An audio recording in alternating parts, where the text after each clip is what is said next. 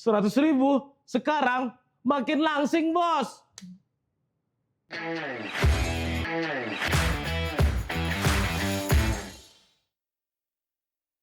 Halo teman podium pelangkap pos, jumpa lagi dengan saya Giben Panpuntun tentunya. Uangnya masih sama, warnanya tetap merah, angka nolnya juga lengkap. Tapi begitu dibawa ke pasar, uang 100.000 sekarang terasa makin cepat bilang, beras masuk daftar belanja, minyak pun masuk, sayur tak ketinggalan. Tetapi telur, tunggu dulu, tunggu rapat keluarga dulu. Apalagi tahu tempe, bisa-bisa masuk daftar tunggu. Begitulah gambaran ketika harga naik, sementara isi dompet, nih. Belum tentu ikut naik kelas, bos. Pusing nggak tuh? Pusing.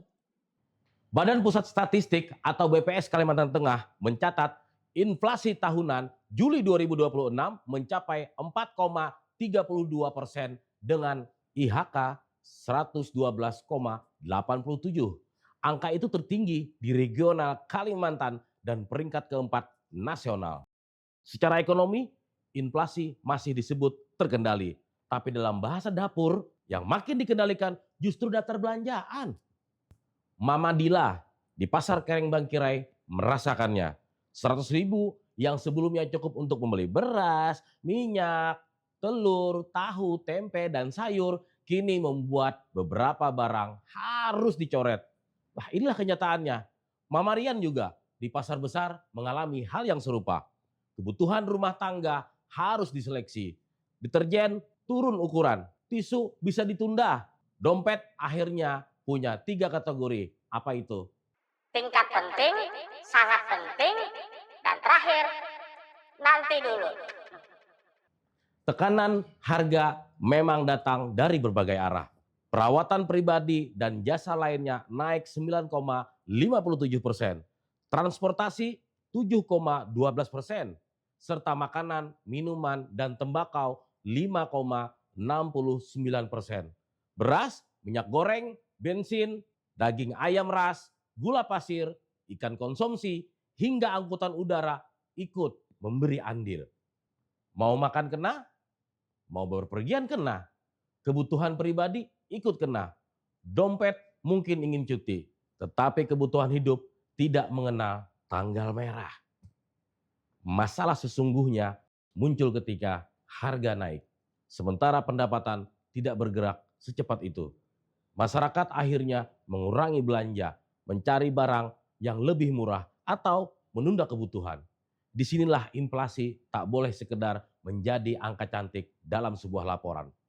Sebab yang dipertaruhkan adalah daya beli dan kualitas hidup masyarakat. Pemprov Kalimantan Tengah bersama TPID telah melakukan pemantauan harga, koordinasi pasokan, dan gerakan pasar murah. Langkah ini penting, tetapi intervensi jangka pendek saja tidak cukup. Pasar murah jangan seperti obat pereda nyeri, hadir ketika sakit datang, sementara akar masalah lupa untuk diperiksa. Produksi pangan daerah harus diperkuat, distribusi diperlancar, pasokan komoditas strategi dijaga, dan rantai pasok dibuat lebih efisien. Apalagi tekanan setiap daerah itu sangat berbeda.